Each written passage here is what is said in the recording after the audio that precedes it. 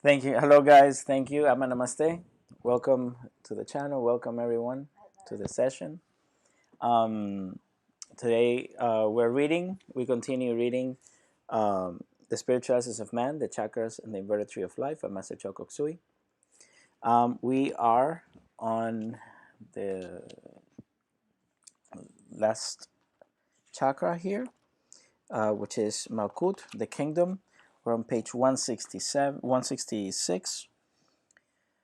We should finish the chapter this week, and we'll move on to the last chapter, the unknown. Well, I think there's a meditation at the end, so I guess one before the last chapter. But so that we're already finishing the book. I hope you have liked it thus far, and that we all have learned something from these sessions. Okay, so without further ado, let's do a quick invocation so that we can proceed.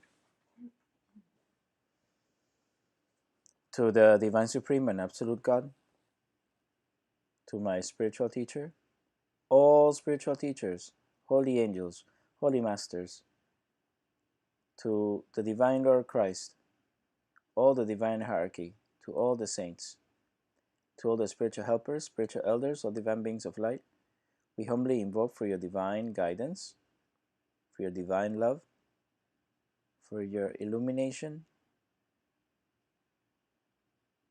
for divine oneness, divine help, and divine protection. We thank you in full faith. For the priceless teachings, we thank you. Okay, so where did we leave off? We left off. We finished magnification of negative qualities, and then now we're going for thine is the kingdom. We spoke about the humbling of Shiva and all of that, and pride and all this stuff last week. So, for thine is the kingdom. This is from the Lord's Prayer, right? For thine is the kingdom, the power and the glory, right? So, for thine is the kingdom. So here the author says, in the meditation on the Lord's Prayer, the last few phrases state, for thine is the kingdom, the power and the glory, right? Forever and ever, amen. For thine is the kingdom corresponds to Malkuth, the basic chakra, where the Kundalini fire or the fiery serpent is located. The spiritual energy is brought down to Malkuth, basic chakra, and unites with the fiery serpent. The awakened Kundalini energy is brought up to Keter by the spiritual energy. What is this? What did the author say? This is very important. Okay, the awakened Kundalini energy, a keyword awakened. The awakened Kundalini energy is brought up to Keter by the spiritual energy.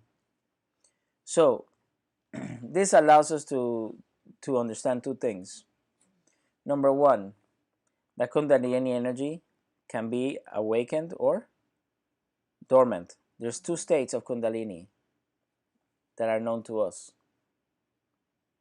Can there be more states? Maybe, but known to us, we have at this time are that it can be awakened or dormant. It's the same as having potential energy and kinetic energy. Energy in motion, energy potential, that that you have the potential to move, to be in motion. So you have dormant and awakened. We also understand from this that the Kundalini energy must be awakened, must be in its awakened state. So the Kundalini energy vibrates at when I say states, it denotes vibration. When we say states of being, It denotes a state of being. Therefore, this vibration, the vibration of the Kundalini energy, is different when it is awakened than when it is dormant. Clear? Therefore, for the Kundalini energy, for it to be of use to us for our spiritual growth, it must be in its awakened state.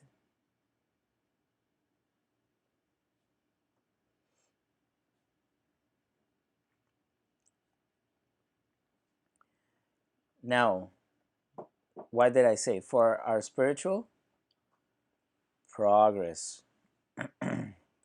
This does not mean that when the Kundalini is in its dormant state, it's not doing anything. When your body sleeps, does it breathe? Does it move? Yes. If you're breathing, you're moving, yes.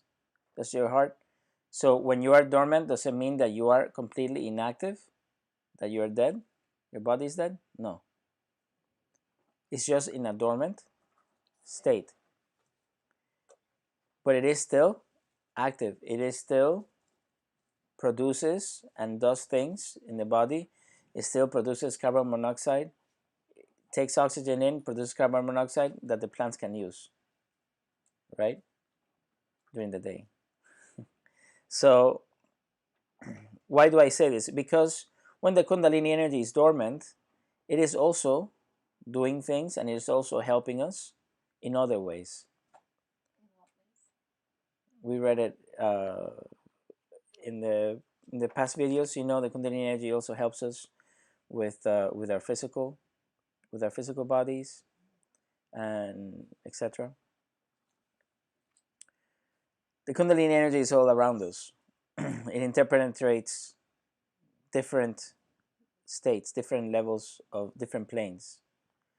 We'll go back and we'll read it, but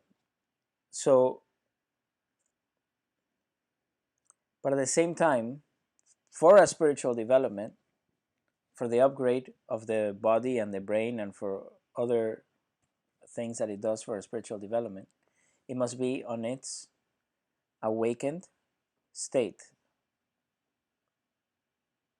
Clear?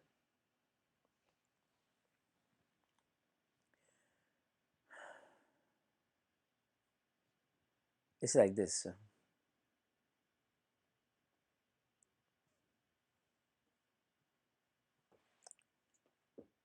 All it is, do you want to know the difference between the awakened state and the dormant state? The Kundalini energy vibrates at different levels. It has been said that there are 49 levels of Kundalini. Why 49 levels of Kundalini? Because there are 7 planes, 7 main dimensions of existence. Yes? We have spoke about the physical plane, the emotional or astral plane, the mental plane, right? The manasic, also known as the manasic plane or causal plane. You have the sorry, and then the Buddhic plane, and so forth and so forth and so on. Excuse me. So, and each of these planes is subdivided into 7 levels. So the physical plane is subdivided into 7 levels, or 7 subplanes, also known as 7 subplanes.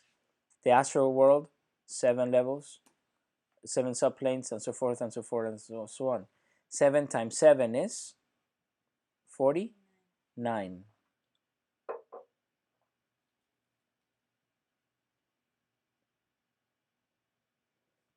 Therefore, it is said that there are 49 levels of Kundalini.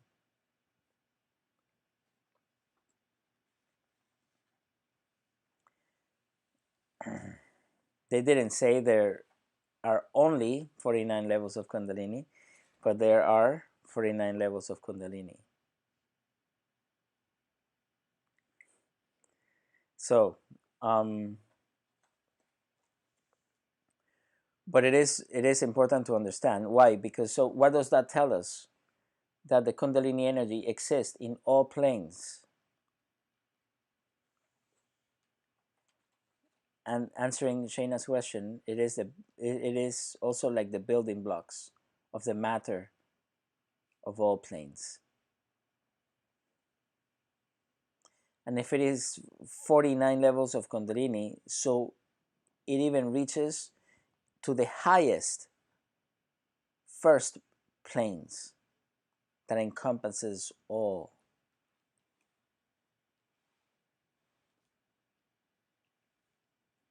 It is very, very powerful. It permeates all things. Yes. Tell us what the 7 planes are. Yes. Let me finish the idea. So you have is permeates all things in all planes. All matter for each plane has is part of its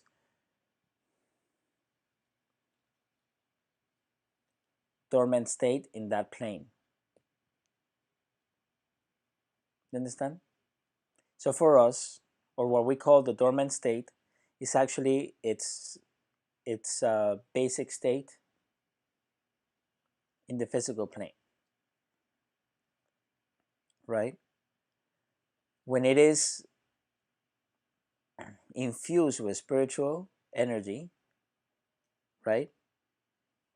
When it gets infused with spiritual energy, right, and it gets um, mixed with spiritual, it already is mixed with spiritual energy. When the spiritual energy basically is injected into this Kundalini energy, this condensed Kundalini energy, condensed spiritual energy into condensed Kundalini energy, then it becomes excited and it becomes activated. That's what awakened is called, when it is infused, injected with spiritual energy. So it is, and then the Kundalini energy that we're talking about is if it's pervasive, how come it lives in the basic chakra? It's condensed because there is condensed. That's what it means. So in this place, it is condensed Kundalini energy, injected or infused with condensed spiritual energy, right? And mixed together, it does a reaction. This reaction is in its awakened state, and it starts vibrating at a different level.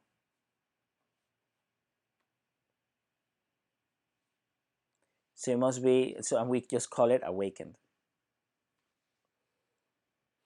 We call it dormant and awakened. I don't know if those are the best terms, but that's how we recognize it. So in this state, infused with spiritual energy, is when it helps us in our spiritual evolution. So the spiritual energy is brought down to Malkuth, basic chakra, and unites with the fiery serpent of the Kundalini energy. The awakened Kundalini energy is brought up to Kether by the spiritual energy. So how is it brought up to Kether, to the crown? By the spiritual energy. Meaning it doesn't go there by its own. It's not that it knows where to go. What is spiritual energy? Energy with consciousness. With willpower, with understanding, with consciousness. It knows what to do. So the spiritual energy, okay. Which one's the feminine and the masculine again? We're gonna do that in the next section, but it is actually the divine energy is seen as It's not, there's no male female energy, but it's seen as male energy.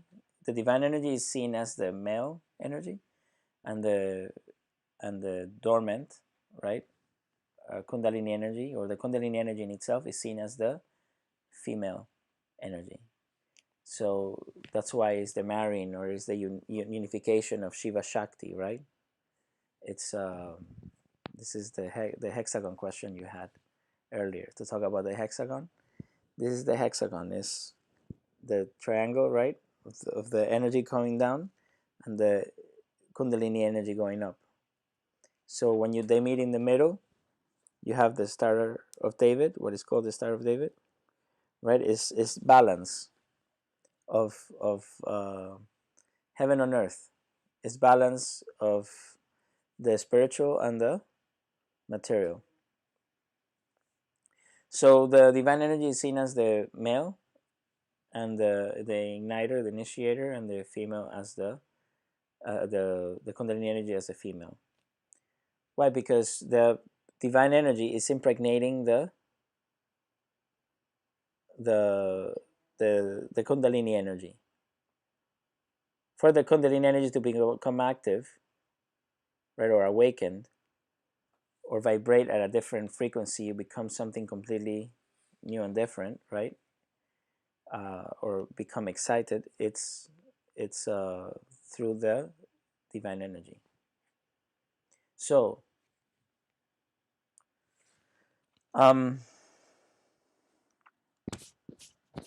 so I was gonna say something. What is energy with consciousness? Divine energy is energy with consciousness. Let's see. Let's understand this at a deeper level. You guys would you guys like to know more? Yes. Yes. Would you like to understand? Yes or no? Yes. Yes. Yes. Okay. So what is consciousness? Can a chair have consciousness? Why not? This is some coaching, like Shayna says. Why can the chair have consciousness? It's an inanimate object. Inanimate object. What does that mean? Is it alive? No, it's not alive. So it might be made by beings and all you want, but the chair in itself is not alive, right? So if it's not alive, so you're saying it cannot have consciousness because it's not alive. So do plants have consciousness? Are they alive? Do crystals have consciousness? Yes, they do. Are they alive? Yes, they are, right? Do animals have consciousness? Are they alive? So they're beings. So spiritual energy with consciousness, so is the energy alive? Is it like a being? If it has consciousness, when something has consciousness, is it a being? Does it become a being when it has consciousness? Anything that has consciousness, does it become a being? Right? So when we say spiritual energy with consciousness, we're actually saying this spiritual energy is alive. It's a being.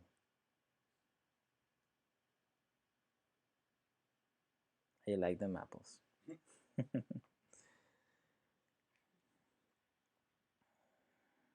Clear? So it knows what to do. Whatever the level of evolution of this being is irrelevant. The point is that it's alive.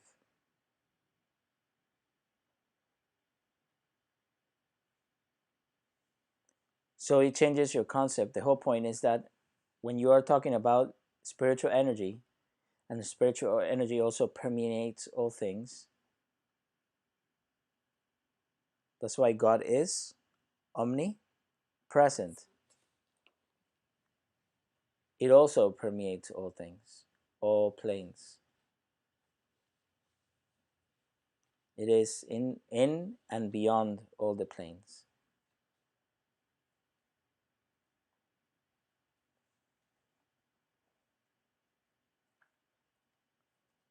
And it's alive. It's a being.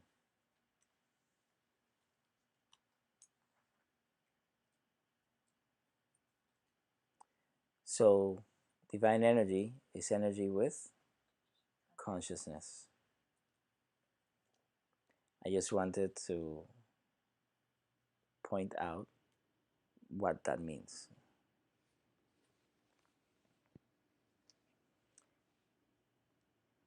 So, Just shed some. Just shed a beam of light. huh? Shed a beam of light onto the issue. Yes. So that when you read the sentence with what you know now, with this understanding, when we read that last sentence, the awakened Kundalini energy, right? Awakened, why? Because it is. Let's just read. The spiritual energy is brought down to Malkuth, basic chakra, and unites with the fiery serpent or Kundalini energy. And then it says the awakened Kundalini energy is brought up. When it unites with that Kundalini energy, it awakens the Kundalini energy, right? So the awakened Kundalini energy is brought up to Keter by the spiritual energy. And now, does it make sense why it's brought up by the spiritual energy? Because this energy knows what to do. Is it like it's going back home? I'm not sure if it's your question. Your question is if it is like it's going back home. I'm not sure. It's more of a unification. It's more of a. I see it more or less an upgrading process, more of a unification process. Because it comes from there. The Kundalini It's energy. helping you. No, the spiritual energy. No, the spiritual energy. Yes, Right? the spiritual energy is coming. down, Yeah, and then it's and then going it's back. helping you go back up. Yeah, correct. Going But back. like it knows the way. Yes, That's where it came from. exactly. So, I thought you meant the Kundalini energy if it's going back home. Yeah, I don't know. But yes, yes, the spiritual energy. Yes, going back home. So it says here. So for thine is the kingdom, right? Corresponds to Malkuth, the basic chakra, right? And then it says, for thine is the kingdom, the power, and the glory. It says, then the power, on page 166, continues, the power corresponds to Netzach, the spleen chakra. Glory corresponds to Hod, the Mengmeng chakra. Forever and ever, amen, corresponds to Keter, the crown chakra. The spiritual energy and Kundalini energy are brought up to the crown chakra, eventually manifesting as illumination and divine oneness. Let's read that again. The spiritual energy and Kundalini energy, so spiritual energy and the Kundalini energy, right? The awakened Kundalini energy being brought up, are brought up to the crown chakra, eventually manifesting as illumination and divine oneness.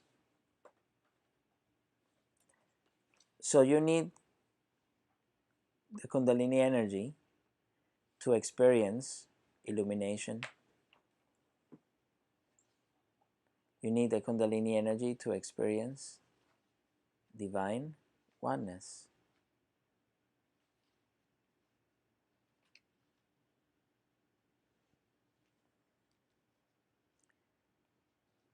It's just not like you just don't experience it just like that.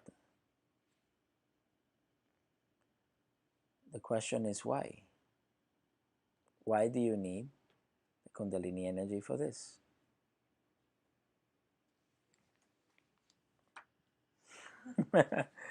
um, Part of it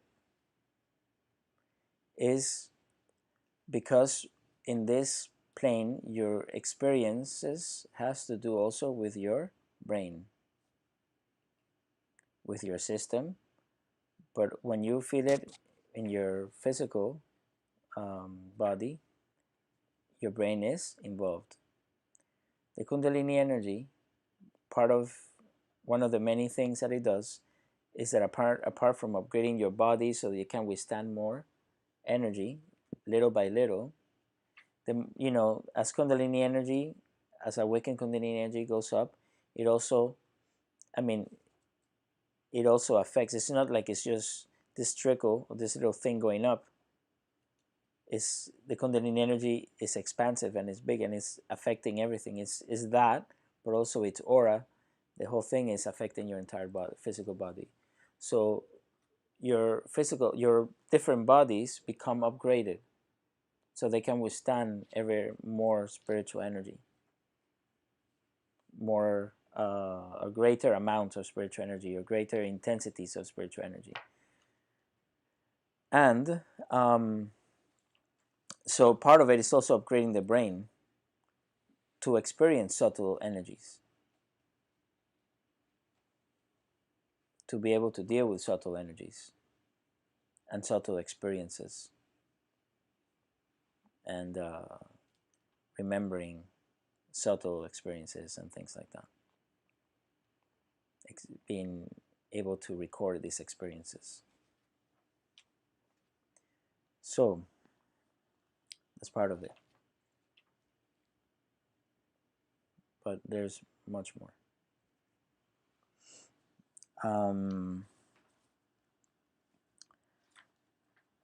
Anyway, page 167. Sleeping Beauty and the Fairy Serpent. Yes, I cannot say everything here, huh? But you guys will just experiment, make your own conclusions, and you'll see. We'll talk about more in the future. Sleeping Beauty and the Fiery Serpent, right? That's the next. So the technique. So the author says the technique on how to awaken the Kundalini energy is also known in Europe through fairy tales. Fairy tales, right? Cuentos de hadas, right? Snow White or Sleeping Beauty corresponds to the sleeping Kundalini energy, which is feminine in quality. Again,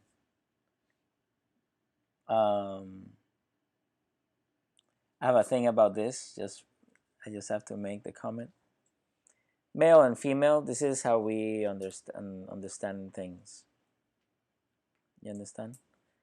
So in the world, some people say, depending on the language, right? When you say in English, the moon is the moon, right? There's it's sexless. But there are different languages, like in French or in Spanish, in Latin languages, and also in other languages, you say la luna, and it gives it that female. That word will make it female, the female quality, or el sol, which is the male quality, right? El sol, la luna. So the A meaning the symbolizing female, el symbolizing male, right? The el. And so, but in other cultures, the moon was male, and the sun was female. And so, in some ancient cultures, not many, but it did exist.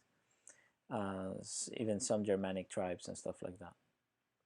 Not all, but some. And so,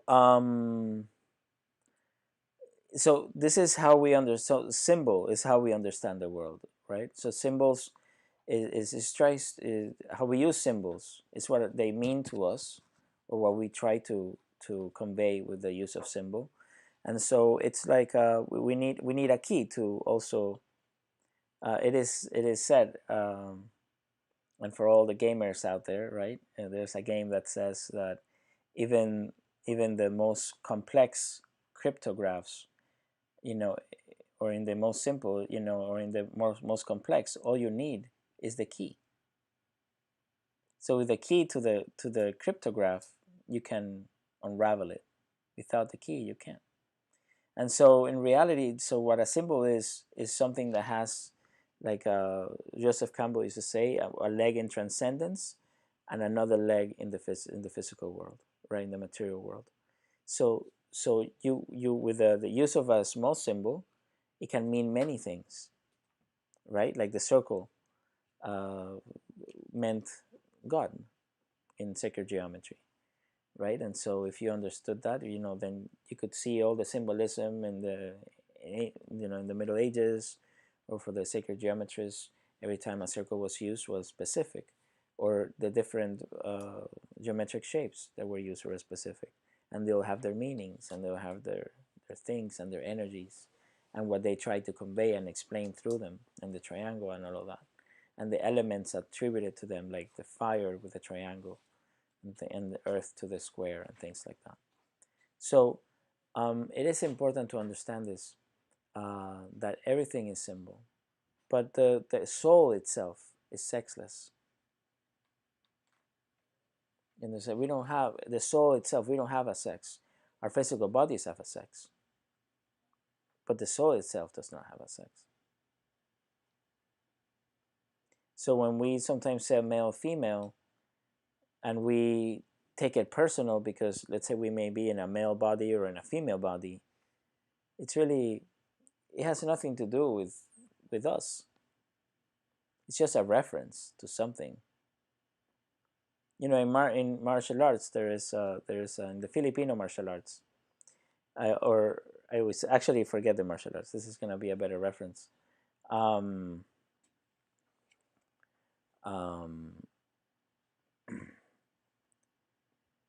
Man, I forgot. It's with tools, but I just forgot. But generally, male and female. Every time we use male and female, male is going in, and female is receiving that, right? So female receives, and male, introduces or gives, right? So that's basically what we understand. So even in the Filipino martial arts, huh? Cables. What about cables? It's the same. There's a female and a male. Yeah, but it's usually the opposite. The one that has, for example, the pins. Correct. That's what I was. Thank you. So in the cable, so you have the pins, right? Whatever has the plug is the plugs, right? Is male, and then the female part of the cable is the ones where you introduce the plugs in. So the same thing. What I was gonna say in the Filipino martial arts, you have footwork patterns, right? And they're in the form of triangles, and so the male triangle, right, or male advances like this, and so you go from back here to here, right? You just walk like this, and so it's male triangle, male advance, and then this is female triangle, right, because it's open, and the male is closed like this. Male is, and the female is open. So it's the same. It's this reference that we're always talking about. And so since the energy is being introduced, right, is coming into the dormant energy, so we call it male energy, and then there's the other female energy. um, it says here it has a female quality. Could it have a female quality? Okay, maybe, right? And there's a male quality, but in reality, does that give or take away from any? No, it's just qualities. But sometimes people, it is, or us, sometimes we as humanity, or we take things personal, and we sometimes get into a very we take it to the extreme. At the end of the day, we as souls don't have a sex. The soul is sexless. It may take male bodies or female bodies depending on what it has to live and endure and whatever. In some ancient societies, they were matriarchal societies, and and having a male incarnation in those times was, it was, you were not at the top of society, and so you had you were a minority, or you had a difficult time, more difficult than the women. And in like nowadays, we have a lot of patriarchal societies where it's the other way around, and so um, you know sometimes women they're still working through equality and all those things. Even in the workplace, men get paid more than women in a lot of places, in at higher positions and things like that. And so whatever, the list goes on and on. But regardless of the fact, but there are things that one body can do that the other can't. Understand? And we spoke last week, like the Lord Hanuman, this great, powerful being in the Hindu tradition. His name is Lord Hanuman, the monkey god, right? And he was seen as a definition of power. The definition, he was able to pick up a whole mountain and bring it. He was able to fly, do all these amazing things. He's also seen by Master Choa calls him the perfect disciple, right? Because monkey see and monkey do. That's a symbol for we to understand that, for us, when you have a spiritual teacher, you try to emulate the teacher. You try to emulate what the teacher does, right? And this is seen in the Christian tradition all the time. We try to emulate Christ. Everything that Christ does, we try to emulate. So monkey see, monkey do, right? But at the same time, another name for Lord Hanuman is Anjananayana, and that means the son of Anjani. And a lot of times they call him like that, and this is a way that we remind ourselves, or to remind that no matter how powerful you are, you still come from your mother. You still come from a woman. Respect women, respect mothers, and because that's where you come from. No matter how powerful you can be, pay your respects. Because without them, you will not be able to have a body. You will not be able to have been able to do everything that you were able to do in this plane. Simple as that. And for my, for all my soul friends here that have female incarnations and out there, hello, namaste. There are some scriptures that were found in Himis, which is in a temple in Himis, which is a place in the Himalaya mountains close to Tibet. Well, define close, right? But it is in that area, and so there are some temples there that have some scriptures that are very old, and they talk about this teacher named Isha. Just like that's how the our Muslim friends call Christ, right? They call him Isha, and so the same this saint from the Middle East in Israel. It talks about a saint named Isha who was crucified by Pontius Pilate, and he healed a lot of people and did all this stuff, and it's Christ. So there are scriptures there in this temple. It's a Buddhist temple, and these are Buddhist people, right? And so but they have these scriptures that were recorded, ages ago, and there have been 4 explorers over time in 4 different occasions that have gone there, and they have translated these scriptures, these manuscripts. And so of course they don't show it to everybody, so they have had to stay and live there for a while. They got to know them, and these are explorers in 4 different times, not the same years. This in different eras. They have gone there, and they have translated. And I remember that there have been many books written about these. They're called the Lost Years of Jesus, is by Claire Prophet. She did one, and others that have these same explorers. What Kelp Prophet did was she put all 4 translations of all these different explorers together, and that's how so that you can compare the different translations. So I thought that was pretty cool. And so there was a section where Christ talks about women. I don't know why they removed this from the Bible, but all the 4 of them have it, and it's pretty cool. And he says to you need to respect women. You need that they're a blessing, and that you need to make sure that you respect them. And he says honor them, adore them, take care of them. In doing those, you will grow, and at the same time be blessed by them. And so and this was at a point where he saw someone, one of these spies from the government, right, from the Roman government, trying to mix himself as the people in the crowd when he was talking to the crowd.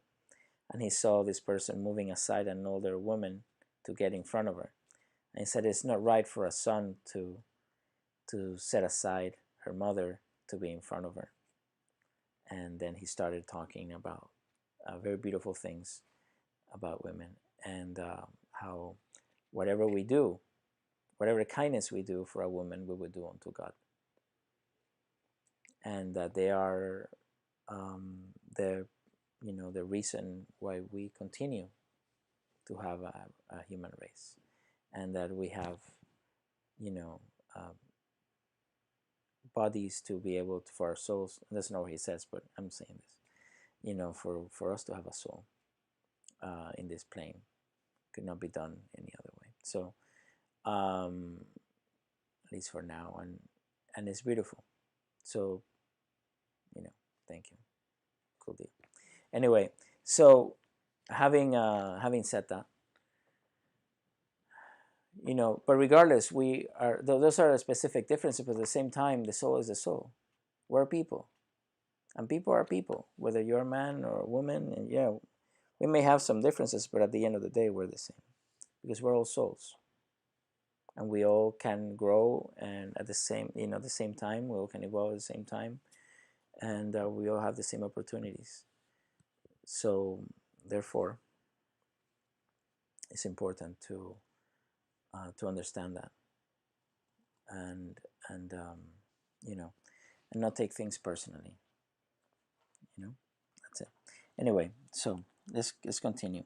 So the technique on how to awaken the Kundalini energy is also known in Europe through fairy tales. This is page 167. Snow White, or Sleeping Beauty, corresponds to the sleeping Kundalini energy, which is feminine in quality. Prince Charming is the spiritual energy coming down, called by Christians as the descent of the Holy Spirit. Prince Charming must give the sleeping princess a kiss to awaken her. Likewise, the spiritual energy must descend to the base of the spine and unite with the fiery serpent to awaken it. The fiery serpent, or Kundalini energy, is brought up by the spiritual energy. Is brought up by what? By the spiritual energy to the crown chakra, eventually manifesting as bliss, illumination, and divine oneness. The 7 dwarfs correspond to the 7 chakras or energy centers. In the new Swanstone Castle in Bavaria, there is a painting commissioned by King Ludwig II showing Siegfried in a golden armor approaching to kiss the sleeping Brunhild in order to awaken her, or Brunhilde. The German princess, right? Mm-hmm. Those So it's a Bavarian princess. Yeah, that area. So then it is important to understand also. So what kind of kiss needed to be given? It's not here, but when in the fairy tales, the kiss that had to be given is true love. Yes. What is true love? I was gonna say French kiss. Yeah, French kiss. No, not French kiss. Yes, it was French kiss, right? But no, this is the spiritual energy does not French kiss the Kundalini energy, but well, maybe we don't know, right? So no. Oh, so okay, this is getting out of proportion. You guys talking about intertwining and all these things? Yes. Okay. Maybe. Ooh, no, just joke. Anyway, so true love's kiss. Yeah, yeah, right. What is true love? True love is just sex and all this. True love, divine love is unconditional. Yeah, divine love, unconditional love, the love at the level of the divine, supreme, and absolute God. Like Shana said, spiritual, right? Love is also at the level of the divine, supreme, and absolute God. Complete, unconditional, undifferentiated, unfathomable love.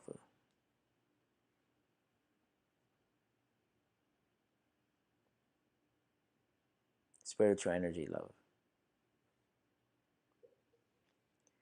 Now, which chakra is the entry point of spiritual energy into the body? The crown chakra, right? So the crown chakra is the entry point of spiritual energy into the body. The crown chakra is also known as the point of universal love. It's the center, it's the energy center for universal love. That's why when it becomes activated, right, that's why you see all the saints and highly developed spiritual people, the Lord Christ, the Lord Buddha, all these, they're represented by halos in different traditions. It doesn't matter where in the world you are, all the highly developed spiritual people have halos, right? That means, what is a halo? A halo, clairvoyantly seen, is an activated crown chakra. The ones that have activated crown chakras are the spiritual people, right? What happens? But how can you first? We always say, right? You also have a heart center in the center here of the chest. So we have a heart center. That is the center for personal love. Did we say universal love? No. That is the crown center. This is personal love. Your love for friends, your love for your parents, for your family, for the, your partner. This is personal love. It's very beautiful. Compassion, loving kindness. It's very special, this love. So the center for personal love. Now, how can you experience universal love if you don't first experience personal love? So this is a must. First of all, you have the personal love, which is beautiful, and then this itself activates the crown center, right? Which is the center for universal love. Now understand this. This is the center for universal love. It is also the center for the entry point of spiritual energy into the body. Spiritual energy is divine energy with consciousness, with divine consciousness. It's not just any consciousness, it's divine consciousness. It's just not any energy, it's divine energy. Divine energy is energy with consciousness. Not just any consciousness, is divine, of a very high vibration. And this is the entry point. So it comes in through the point of universal love, love for all beings, unconditional love. What is universal love? It's unconditional. It doesn't matter what you are. You could be male or female, and it still loves you just the same. It doesn't matter how you look. It doesn't matter if you're a plant or not. It doesn't matter. It's universal. It's unconditional.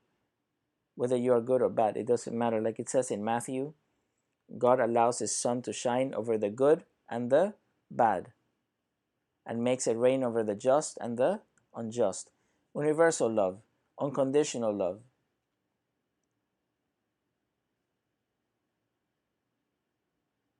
True love.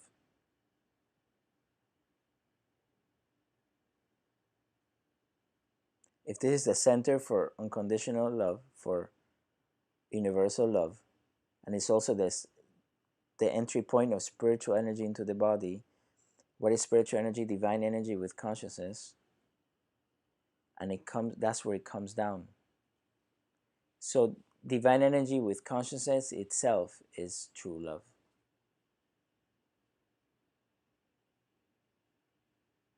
Did I say something? It's true love. This is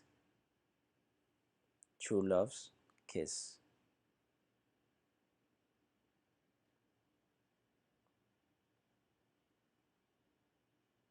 So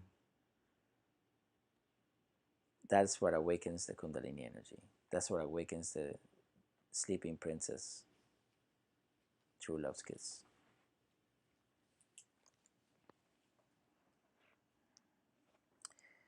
So to finish this, then the next session says the 10th commandment. The Malkuth basic chakra corresponds to the 10th commandment from Exodus 20:17. Oxford Bible. You shall not covet your neighbor's house. You shall not covet your neighbor's wife, or male or female slave, or ox or donkey, or anything that belongs to your neighbor. The Malkuth basic chakra is the center of the instinct for self-survival. This sephira, if unregulated, may manifest as covetousness. Self-survival. Why? Why is this a center for self-survival?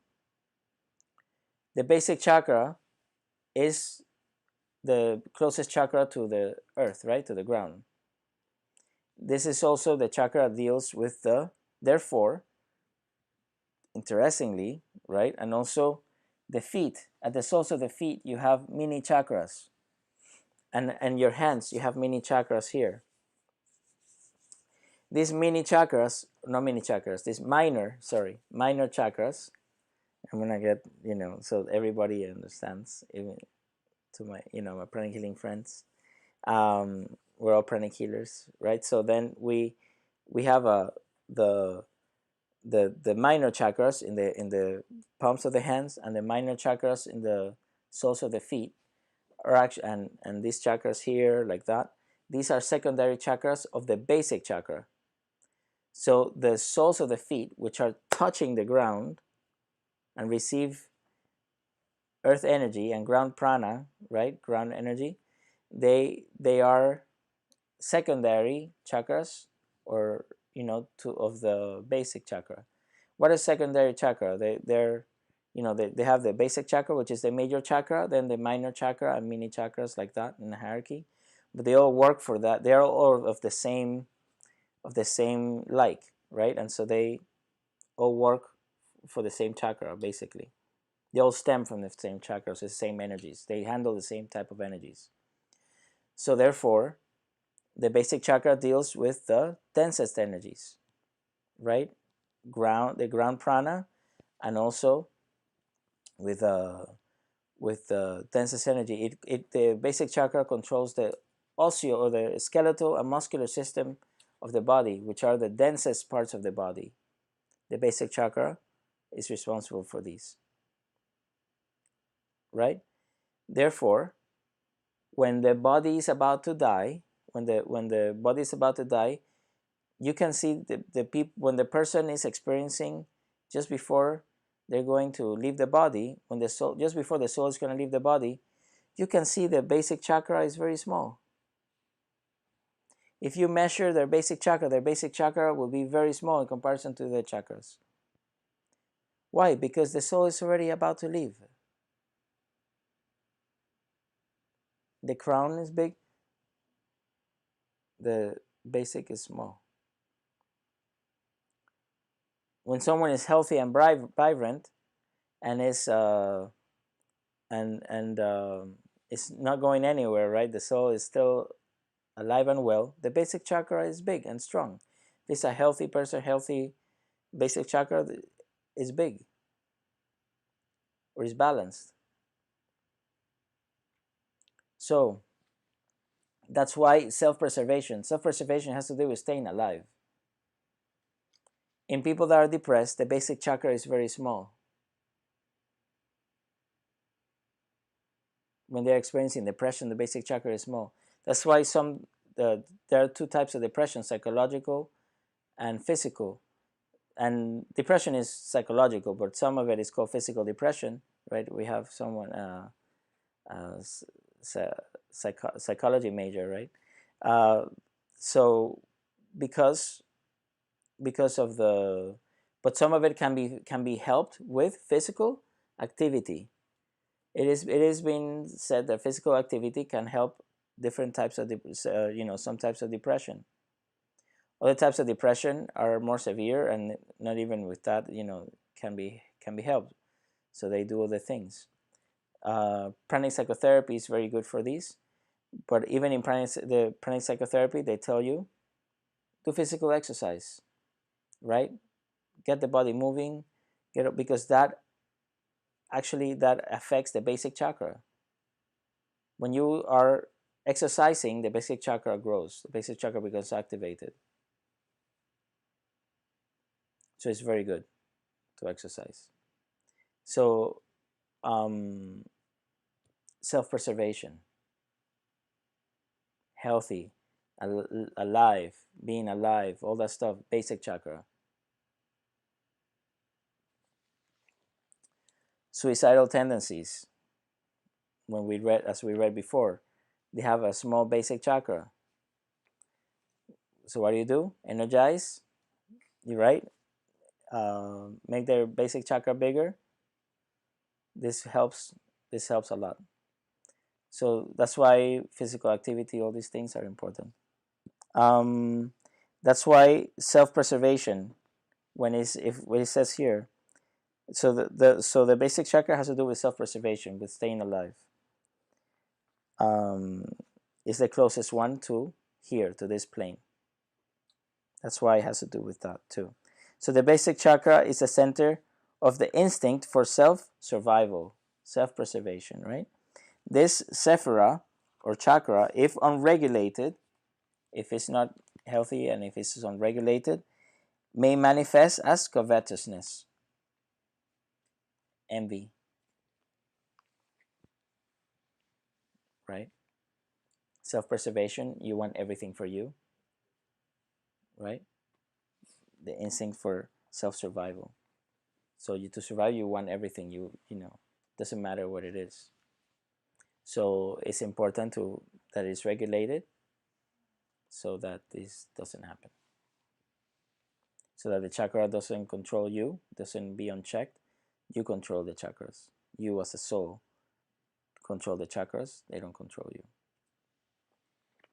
Now, self-survival, the instinct for self-survival and self-preservation is important, right? So we need the bodies. We need to take care of them so we can continue spiritual progress here in this plane, like that. And then when we're done, we're done. Get another one, right? So that's that. Then the last thing on page 167 to finish the chapter, the divine name of Malkuth. The divine name of Malkuth is Adonai,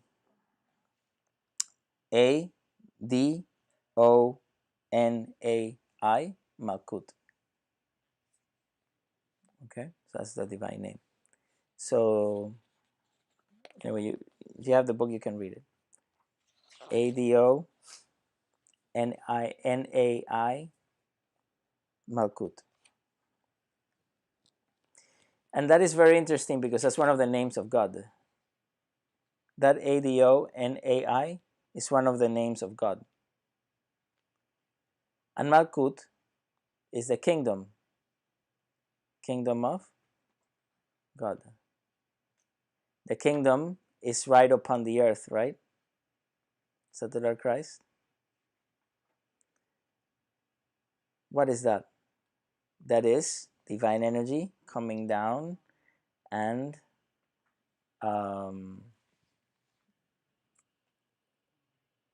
awakening the Kundalini energy, and then so it can come back up.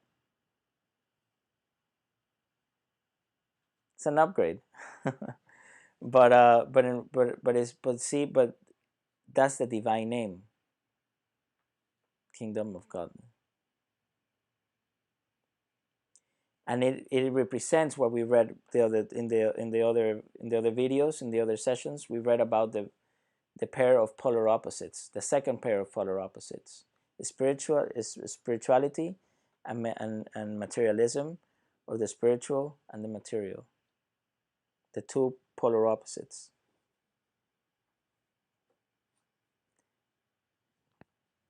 Kingdom of God.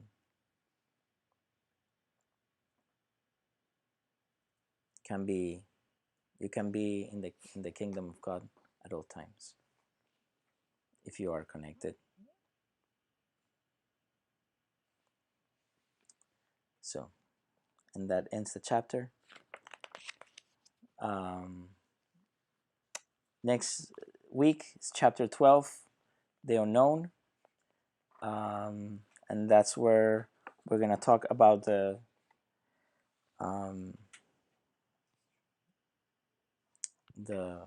this right here, Ain, Ain Sof, and Ain Sof Ur. Your favorite chapter page. So there you go. So we'll talk about the divine spark, the higher soul, the incarnated soul, and that's what it's called, the unknown. Okay, so thank you for coming, guys. Thank you for tuning in, for watching the video. Please like and subscribe. Leave the comments below if you have any questions, and then we'll read them, we'll share them in the next video. Thank you. Alma Namaste. And then if we don't have if you don't share in the next video because you watched the video, you didn't see the stream, and you watch the video later, don't worry, we'll answer in the comments too. So anyway, sorry again, Ama Namaste, Ama Namaste, Ama Namaste to everyone. And thank you for coming. See you around.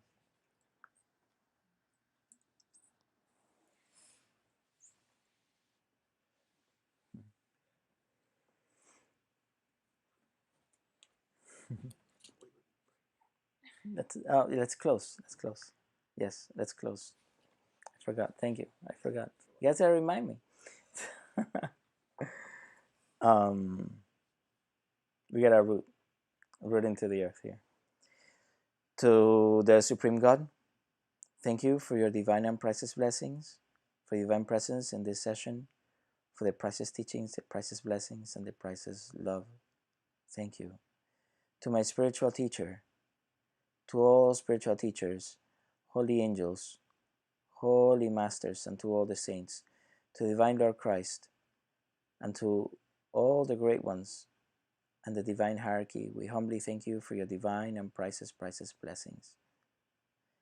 Thank you for the divine light, love, and mercy, the good health and protection, for the divine guidance, the divine help, and divine illumination. Thank you for the priceless blessings and the priceless teachings. With deep gratitude, deep respect, and deep love, thank you. In full faith, thank you. Thank you. Namaste.